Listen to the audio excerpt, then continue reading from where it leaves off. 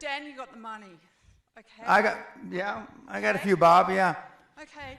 You support Trump? You do? Yep. Okay. I was one of the first endorsers, public endorsers of President Trump. What are you guys going to do when our ocean level rises? Thank you for asking that question. I have the answer. No, let me finish. I have the answer. Let me finish. Thank you for the question. Yeah. Okay. For the first time on Earth, we're changing the gas. Now you're full of shit. Sit down.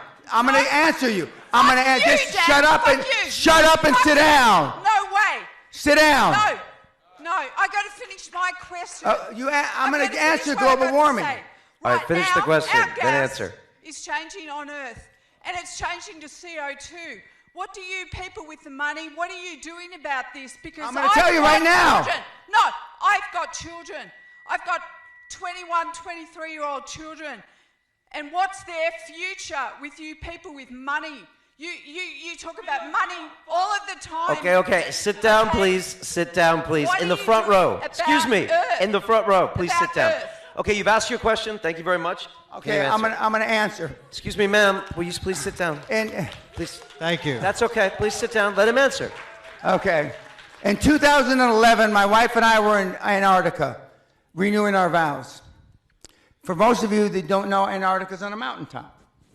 Okay, and there is a $500 million facility, scientific facility there, and the scientists came to give us presentations about global warming.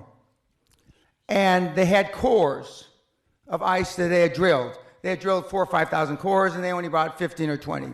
So they're going through the second or third core, and they said 275,000 years ago, this was the temperature, blah, blah, blah, blah, blah. And then 55,000 years ago, the world was 2 degrees warmer Celsius than it is today. This is 2011. And, stop. And he said, and I said, well, you mean the whole world? He says, yes. And the poles are only benchmarks. And I said, well, what about the things that the young woman alluded to? Okay. And he said, it's all cyclical. And although the gas may have exacerbated it, in the cosmos of time, it's not a fart in the wind. In the cosmos of time, of the 13.8 billion years that we've been on this miserable planet, it's not a fart in the wind. And as I told Joe Rogan on his show, and he said in his infinite wisdom, and Joe, if you hear this, I thank you for the opportunity of being on your show. He said, then in 25,000 years, it's most likely not going to be a problem. Now, my direct answer to your question, if that were really true, which you believe, and let's just for a moment say that it is true. That means that the best scenario vis-a-vis global warming is about 10 feet raise in water. That's the best scenario over the next 40, 50 years. That's the best scenario. The worst scenario is about 100 feet. But let's just take the 10 feet. If the water on the planet is going to rise up 10 feet, that means the southern part of the United States is gone. England is gone. Most of Europe is gone. And I can go, most of Central America is gone. Okay. If that's the case, let's just take Florida, for example, which is one of the fastest growing beachfront condominiums on the planet.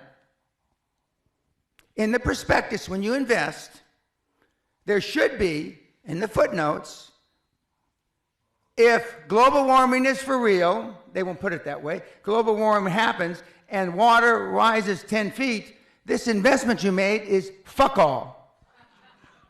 Not one single investment prospectus written since 2000, this century, has alluded to global warming. Not one motherfucker. If it were really true, the banks wouldn't invest. The banks wouldn't finance. Not one motherfucking condominium. So the people that have the money, and I'm jealous of the Vice President, Gore, which Sally and I rode on a plane from South America with a few years ago. I am jealous he came up with a scam before I did. Because the financial institutions, the banks, of this world know it's not going to happen. Otherwise, you couldn't get a goddamn loan in London. You know those 30, 40-year mortgages? The world will be over by then. Is Barclays Bank going to give you a motherfucking loan? With the greatest respect, ma'am, it's the greatest fraud that's been perpetrated on mankind this century.